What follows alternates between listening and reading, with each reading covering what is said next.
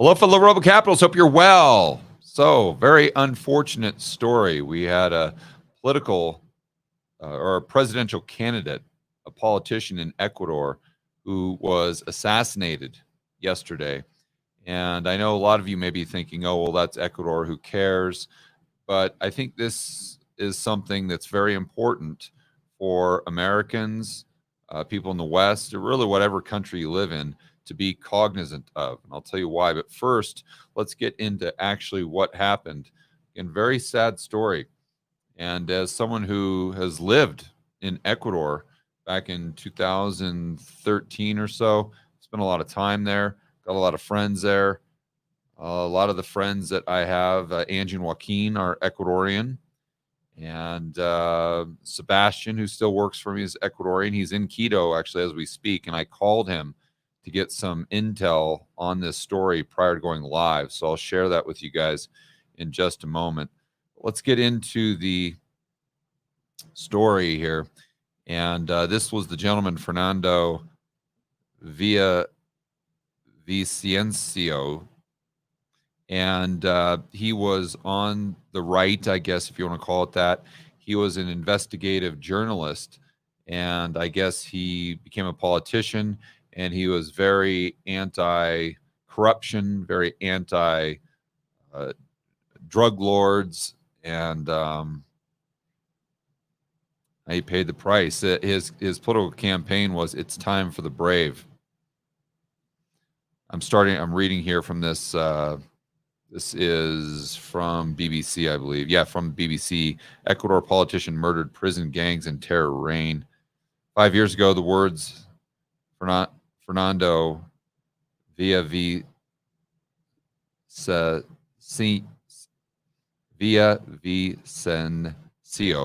shouted into a microphone at a campaign rally just moments before he died in a hail of bullets could have been dismissed as exaggeration, a rhetorical flourish. But Wednesday, they proved to be prophetic. And so and one of the reasons why this is such a big deal, not only is a politician just being gunned down, but it's in broad daylight. He had massive police protection, and it was in the capital, Quito, which is a city I've been to many, many, many times. They say that his assassination is not an isolated incident. A mayor shot as he was inspecting public works. Bodies strung from bridges, gang leaders publishing videos in which they threaten to kill politicians unless they do their bidding. A seemingly endless litany of violence has dominated the headlines in a country previously known for its safety. Yeah, when I was there back in 2013, it was like, I mean, you didn't hear about, there was none of this stuff.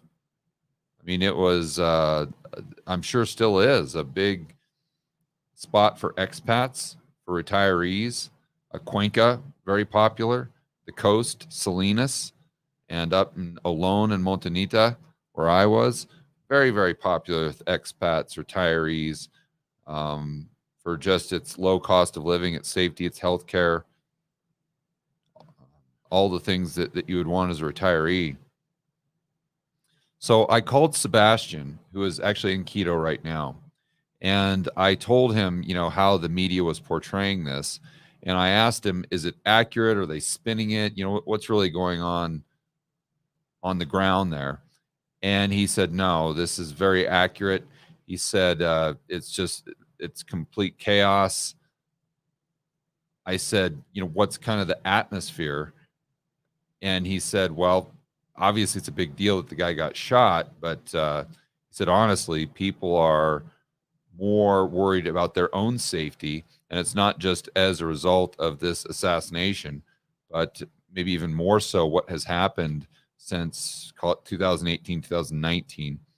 They go into some statistics here. In 2018, the murder rate stood at 5.8 per 100,000 inhabitants. A majority of the population told Gallup poll they felt safe walking alone at night. Yeah, and I've been in Quito, Guayaquil, Cuenca, Salinas. I've been walking around there at night. It was just no big deal. I would have felt just as safe there as walking around in Phoenix. By 2022, though, Ecuador's homicide rate had more than quadrupled, and Ecuadorians' perception of safety plummeted, along with their confidence in police to keep them secure. It is safe to assume that poll conducted now, the percentage of those who feel safe would be even lower. Yeah, and Sebastian confirmed this. And also, maybe a few months ago, I was talking to Angie and Joaquin, and I was talking to them about going back to Ecuador just for a trip. And they said, no, and they're from Ecuador. And they said, no, not a good idea. That's not a place where we really want to take our kids right now. So I think the question becomes why? What is the catalyst? So we could go down to this entire article, and they put the blame on drug dealers. Okay, maybe. They say because the Colombia was kind of pushing out FARC, or because they came to an agreement with them, then some of the more rebellious rebels, if you will, kind of moved to Ecuador. They're working the Mexican cartels. They're working with all these conglomerates around the world to get them cocaine or whatever it is. I believe that is true, but I think there's more to the story. And as Americans, we have to understand when global governments locked their citizens in a cage, when they shut down their economy back in 2020, you knew that there would be a heavy price to pay. Now, in the United States, I think we're going to be paying that price for a long, long time. Socially, financially, when it comes to inflation, and the precedents that it sets for the government to intrude on your daily life, monetary policy, fiscal policy, etc. But in the United States, you had stimulus checks. In Ecuador, you did not, nor did you in Colombia. In fact, very few places had the stimulus checks.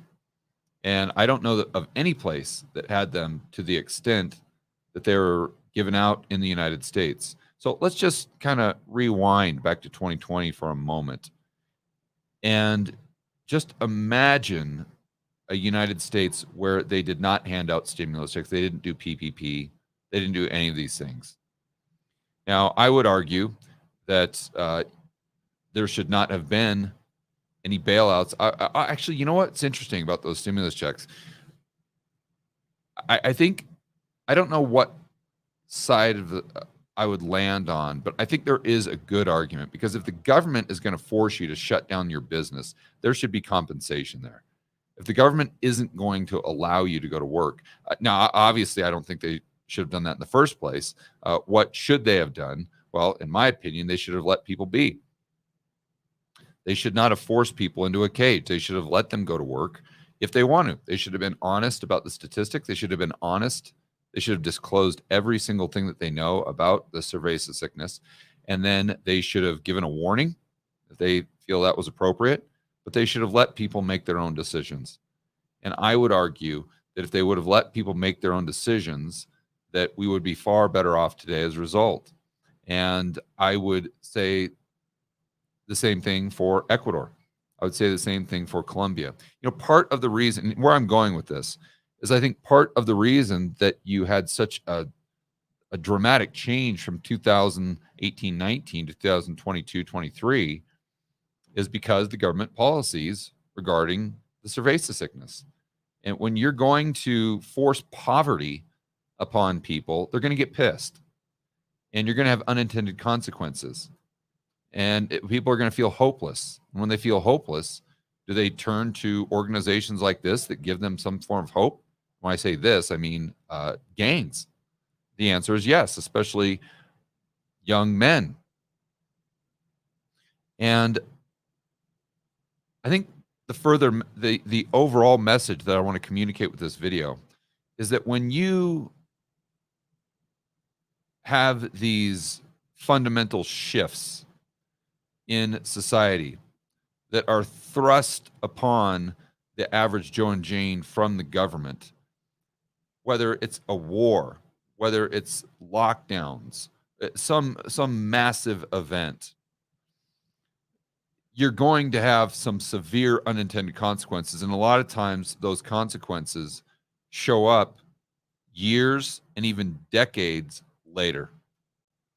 And unfortunately, I think that because of the policies that were implemented, not just by the United States, but these global governments in 2020, we're going to be paying that price, whether it's through social unrest, whether it's through inflation, whether it's food scarcity, whether it's geopolitical violence.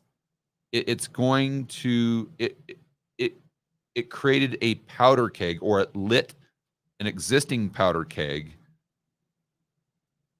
that otherwise would not have been lit. And again, I'm talking about these global lockdowns that just decimated economies and decimated the poor, the middle class. So let me show you something else here. Going back in history, this is hyperinflation of Weimar Germany. So if you haven't studied history, maybe you have, you'll probably, if you've studied this, you'd remember that this was really a result of the Treaty of Versailles. So you had World War I, and the result of World War I was obviously Germany losing the Treaty of Versailles, where they were required to make reparations, but not just in their own local currency, reparations in a mark that was backed by gold. So they couldn't just print their way out of it. Now, I'm not saying that Germany didn't deserve this or anything like this, but I'm just saying that you go through one of these cataclysmic events that's just global, whether it's the government's response to cerveza sickness or whether it's a world war. It's I believe it has a similar impact.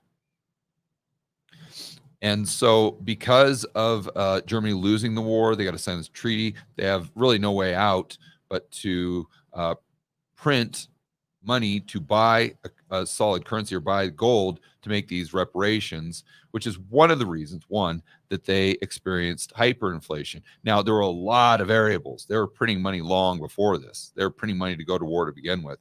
And I remember doing a whiteboard video on this where their average increase in overall money supply was running at 60% per year. And this would have been prior to 1919 and prior to having the Treaty of Versailles and prior to having to make these reparation payments to begin with, that I believe started in 1921. And then, as most of you know, as a result of this hyperinflation, we fast forward a decade, and now what do we have?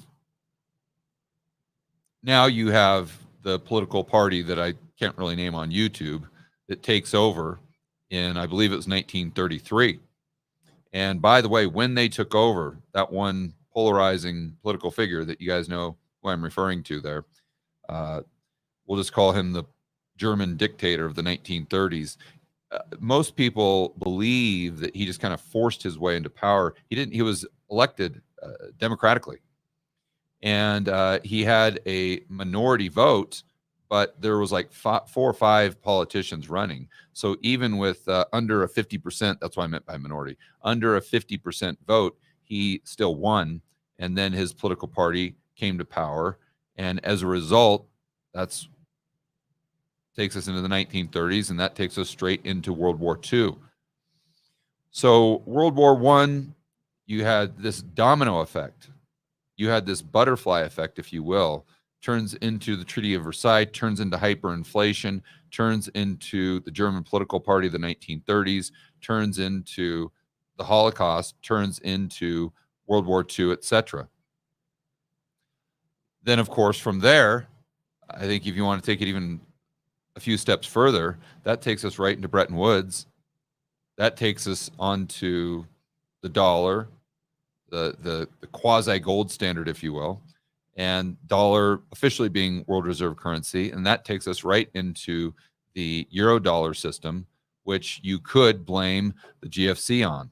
So I guess the question becomes, if we would not have had World War I, would we have had the GFC in 2007? Maybe, maybe not. But you see where I'm going with this is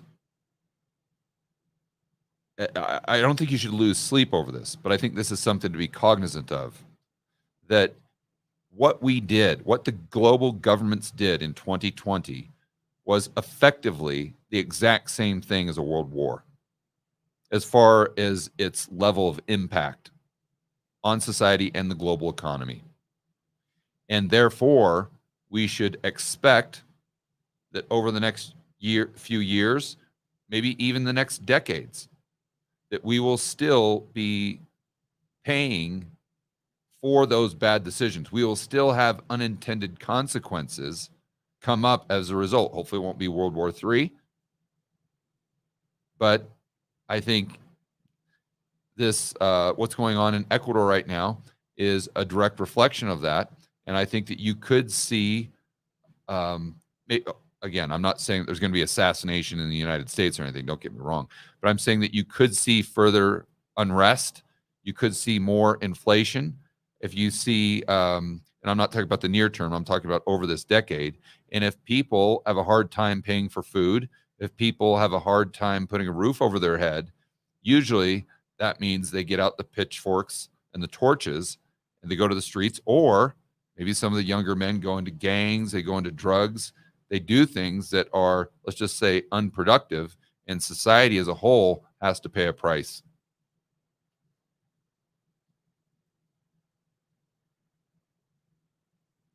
All right, guys, enjoy the rest of your afternoon. As always, make sure that you're standing up for freedom, liberty, and free market capitalism.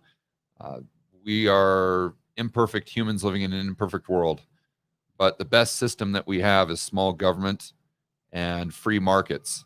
And although there would still be bad things that would happen, it would minimize them to the best that we could hope for, understanding that we're just imperfect people in an imperfect world. All right, guys, we'll see you in the next video.